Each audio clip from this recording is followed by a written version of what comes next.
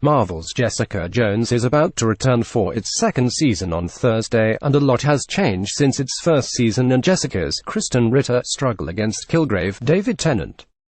It seems following the success of inspiring film Wonder Woman and with the And even though Jessica was seemingly successful in her objective, portraying her struggle to process living after that victory sets her apart from so many other fictional heroes. With that in mind, and in honor of International Women's Day on March 8, here are 5 reasons Jessica Jones is the superhero we need right now. She lives in a realer superhuman world. Sure, the Marvel Cinematic Universe is a place of aliens, mystical dimensions, and the Hulk, but the Netflix corner of that world is far closer to our own, right down to dismissing Marvel's The Avengers Battle of New York as the incident, and thanks to that street-level view, which is itself a Marvel Comics specialty going back decades, Jessica's problems are familiar. She struggles to pay bills, stay sober, and face a very specific trauma. Her neighbors know about recovery and pain, and support groups freak her out as much as any ludicrous supervillain. In fact, talking in group may be even more of a challenge. But the show and showrunner Melissa Rosenberg smartly rewrote the more outlandish parts of Jessica's comic book origins and ongoing struggles into a brutal interior conflict. The series also explicitly called out Kilgrave's abuse as rape. And while the show still gives him a superpower, the direct mental abuse serves as a parallel for something people around the world deal with every day. The directness of the parallel stands alongside the pulpy plot progression of a comic book, giving it the necessary amount of distance to make it compelling television. While Jessica's world looks like ours, it always has superhuman abilities to both tell a story of trauma and offer a cathartic punch to the villain's face. 2. She is nowhere near perfect. Of course, Jessica makes unhealthy choices when dealing with grief and trauma. As the series begins, she is rarely sober, gets into fights in the hallway outside of her apartment and uses as a way to avoid the really uncomfortable feelings, actions which have very specific parallels to the first few issues of Brian Michael Bendis and Michael Gaydos's Alias comic book. Other than Trish Rachel Taylor, she tends to keep people at a blast radius thanks to her powerful wit and equally effective fists. And throughout the first season, we slowly discover most of this is to avoid dealing with the memories of Kilgrave, a story told at the latter end of the Bendis-Gaydos series. But we also learn Jessica's reticence to engage with people goes deeper. Much of her attitude and paths to addiction were cemented well before her ill-fated attempt at superhero antics and meeting the Purple Man.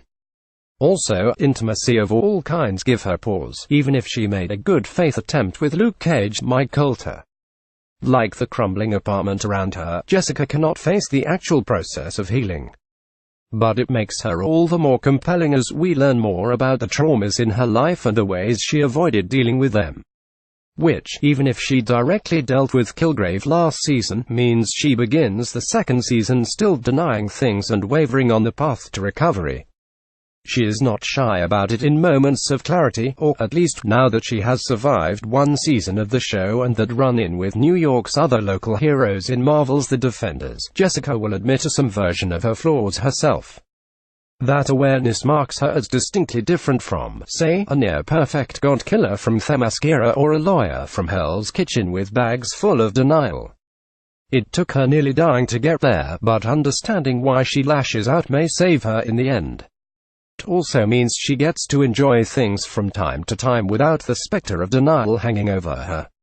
Having at least a partial understanding of her impulses means Jessica is in a place where that initial attempt to be a hero can grow into something stronger. For all the anxiety and distrust around her, Jessica is capable of channeling the call to heroics and present to the viewers that survival and recovery is possible. Which might seem like a small idea when compared to the earth-shattering stakes in the Marvel film epics or even the threat of the Hand in The Defenders, but it is no less important. 4. She forges strong bonds, often in spite of her stated preference. Also important is the example she sets for those who, consciously or not, isolate themselves. As mentioned earlier, Jessica's lifelong friendship with Trish is one of the best elements of the first year and one which will get a larger focus in the new season. They helped one another through various crises while growing up and continue to help each other out in large and small ways, even if Jessica has a habit of destroying Trisha's stuff. Jessica's ability to help Trish deal with her mother is one example. But Trish is not the only person who matters to Jessica. Malcolm Eckerdaville is the sidekick she never asked for, but he is someone she cares about, even if she tries to convince him that she is the greatest threat to his well-being. Between helping him get clean and facing what Kilgrave did to him, the two have more in common than she will admit out loud. It makes them a surprising duo. Well, at least when she will let him into the office. And like many facing a long recovery, Jessica still defaults to old patterns and tries to push these two away despite the stated commitment to her. The continued efforts to be there for her suggest they see she has a good heart buried under so much pain. 5. She is the female defender, even if she grouses about it. Thanks to the events of The Defenders, Jessica's New York now understand the prevalence of super-powered individuals among them. Which means she faces a whole new slew of questions about her identity as the second season of the series begins. It also means she falls back on her favorite tactics to avoid those issues. Nonetheless, Jessica's biggest question relates right back to the time she and Trish decided she should try to be a hero like those distant Avengers up in the sky. Trauma is not exclusive to Jessica, her corner of Manhattan, but Jessica Jones is the rare program to view these issues from a woman's perspective and bring the very nature of heroics into question. Sure, she has the powers, but the mental bandwidth required to face the pressures of being a superhero does not come as easy.